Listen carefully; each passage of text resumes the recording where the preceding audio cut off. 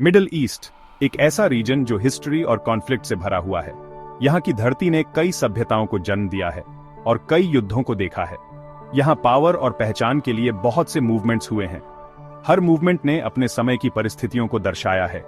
ऐसा ही एक मूवमेंट है हमास, जिसका जन्म इजरायली पैलेस्टीनियन कॉन्फ्लिक्ट से हुआ है और जिसने इस कॉन्फ्लिक्ट को एक नया मोड़ दिया है। और इसकी कहानी पैलेस्टीनियन लोगों के सेल्फ डिटर्मिनेशन के स्ट्रगल से जुड़ी हुई है।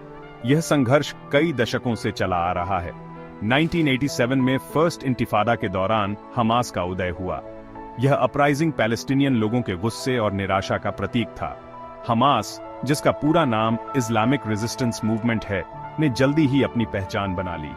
यह मुस्लिम ब्रदरहुड के पैलेस्टीनियन ब्रांच से निकला था, जो पहले से ही एक एस्टैब्लिश्ड ऑर्गेनाइजेशन थी।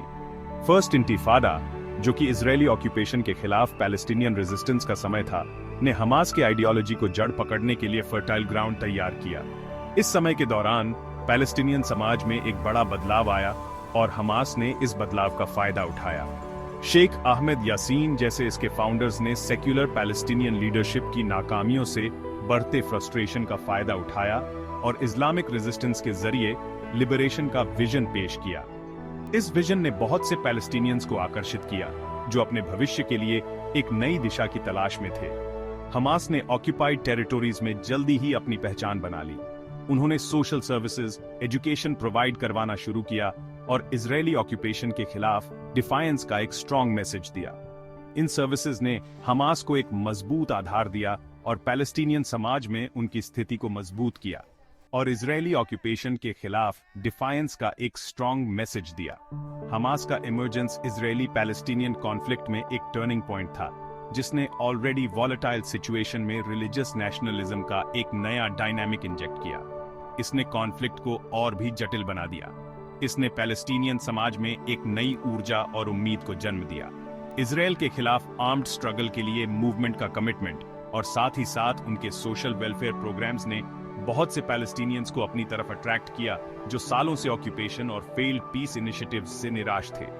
हमास ने उन्हें एक नई उम्मीद दी। हमास के राइज ने इजरायल और पैलेस्टीनियन लिबरेशन ऑर्गेनाइजेशन दोनों के लिए एक बड़ी चुनौती पेश की, जो लंबे समय से पैलेस्टीनियन पॉलिटिक्स पर डोमिनेट कर रहे थे।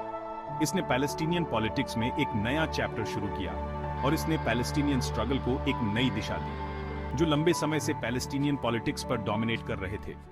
हमास दुनिया के सामने एक कॉम्प्लेक्स और ऑफ्टन कॉन्ट्रडिक्टरी इमेज पेश करता है। एक तरफ यह एक ऐसा ऑर्गेनाइजेशन है जो सोशल वर्क में डीपली इन्वॉल्व्ड है और गाजा स्ट्रिप और वेस्ट बैंक में पैलेस्टीनियंस को एसेंशियल सर्विसेज प्रोवाइड कराता है। स्कूल्स, हॉस्पिटल्स और चैरिटीज के नेटवर्क ने उसे बहुत से पैलेस्टीनियंस का सपोर्ट दिलाया है जो इन सर्विसेज पर निर्भर हैं, खासकर इम्पॉवरिश्ड गाजा स्ट्रिप में। यहाँ की पॉपुलेशन को बेसिक नेसेसिटीज के लिए हमास पर निर्भर रहना पड़ता है। हमास का यह पहलू एक ऐसे ऑर्गेनाइजेशन को दर्शाता है जो अपने लोगों के वेलफेयर के लिए कंसर्न्ड है और डिफिकल्ट सर्कमस्टेंसेज में उनकी सफरिंग को कम करने के लिए काम कर रहा है। यह ह्यूमैनिटेरियन एफर्ट्स का एक महत्वपूर्ण हिस्सा है। वहीं दूसरी तरफ हमास को इंटरनेशनली उसके militant wing Izz ad-Din al-Qassam brigades के लिए जाना जाता है। यह armed faction Israeli civilians and military targets पर हुए बहुत से अटैक्स के लिए जिम्मेदार रहा है, जिसमें सुसाइड बॉम्बिंग्स और रॉकेट अटैक्स शामिल हैं। इन अटैक्स ने रीजन में बहुत से लोगों की जान ली है। इन एक्शंस को, जिन्हें अक्सर इजरायल और उसके एलाइज द्वारा टेररिज्म कहा जाता है, के कारण बहुत से लोग मारे गए हैं और यह दशकों से इस रीजन में चल रहे वायलेंस के साइकिल में एक मुख्य कारण रहे हैं। यह वायलेंस का एक परपेचुअल साइकिल बन गया है। हमास का ड्युअलिटी, जो एक तरफ सोशल वेलफेयर प्रोवाइडर है और दूसरी तरफ एक मिलिटेंट ऑर्गेनाइजेशन, इसे वर्ल्ड स्टेज पर एक कॉम्प्लेक्स एक्टर बनाता है। यह ड्युअलिटी इसे समझना और भी चैलेंजिंग बना देता है। इस ड्यूअल नेचर ने इंटरनेशनल कम्युनिटी के लिए एक डिलेमा पैदा कर दिया है। यह डिलेमा इंटरनेशनल रिलेशंस को भी प्रभावित करता है, जहां कुछ कंट्रीज, खासकर वेस्ट में, ने हमास को टेररिस्ट ऑर्गेनाइजेशन घोषित कर दिया है। वहीं कुछ इसे इजरायली ऑक्यूपेशन के खिलाफ लड़ने वाले लेजिटिमेट रेजिस्टेंस मूवमेंट के रूप में देखते हैं। यह पर्सपेक्टिव का अंतर बहुत महत्वपूर्ण है। पर्सपेक्टिव्स में यह डिफरेंस इजरायली पैलेस्टीनियन कॉन्फ्लिक्ट का लास्टिंग सॉल्यूशन खोजने में एक बहुत बड़ी हर्डल रहा है, क्योंकि हमास का रोल एक पॉइंट ऑफ कंटेंशन बना हुआ है। यह कंटेंशन पीस प्रोसेस को भी प्रभावित करता है। 1980s के अंत में हमास के इमर्जेंस का इजरायली पैलेस्टीनियन कॉन्फ्लिक्ट के ट्रेजेक्टरी पर गहरा प्रभाव पड़ा। यह एक ऐसा समय था जब क्षेत्र में पहले से ही तनाव और अस्थिरता का माहौल था। जहां यासर अराफात की लीडरशिप में पीएलओ धीरे धीरे इजरायल के साथ निगोशिएटेड सेटलमेंट की तरफ बीआरएच रहा था, वहां एक नई दिशा की तलाश हो रही थी। वहीं हमास आर्म्ड स्ट्रगल के लिए अपने कमिटमेंट पर अटल रहा। उनका मानना था कि आर्म्ड रेजिस्टेंस ही एकमात्र रास्ता है। इजरायली टारगेट्स, दोनों मिलिट्री और सिविलियन, पर हुए अटैक्स ने कॉन्फ्लिक्ट को और बढ़ा दिया, जिससे क्षेत्र में हिंसा और अस्थिरता और भी बीआरएच गई, जिसके कारण इजरायली फोर्सेस ने सिक्योरिटी मेजर्स और बढ़ा दिए और कई रिप्राइजल्स किए। यह एक विशस साइकिल बन गया था। 1990s के मध्य में साइन किए गए ऑस्लो अकॉर्ड्स का उद्देश्य इजरायल और पैलेस्टीनियंस के बीच पीस के लिए एक फ्रेमवर्क एस्टैब्लिश करना था। यह एक महत्वपूर्ण डिप्लोमैटिक प्रयास था।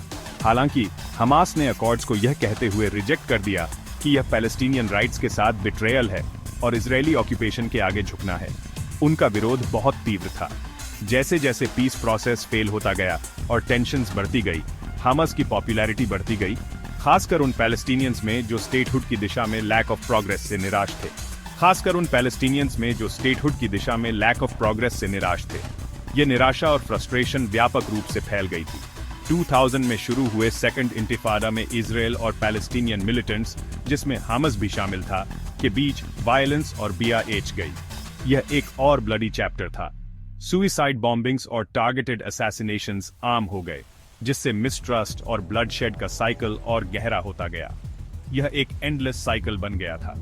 2006 के पैलेस्टीनियन लेजिस्लेटिव इलेक्शन में जीत के बाद हमास का गाजा स्ट्रिप पर कंट्रोल ने कॉन्फ्लिक्ट को और कॉम्प्लेक्स बना दिया, जिससे क्षेत्र में और भी इंस्टेबिलिटी आ गई, जिसके कारण एक लंबा ब्लॉकेड हुआ और इजरायल के साथ इंटरमिटेंट मिलिट्री कॉन्फ्रंटेशंस होते रहे।